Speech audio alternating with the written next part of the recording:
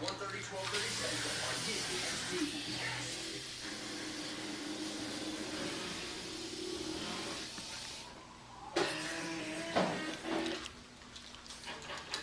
Can't touch this.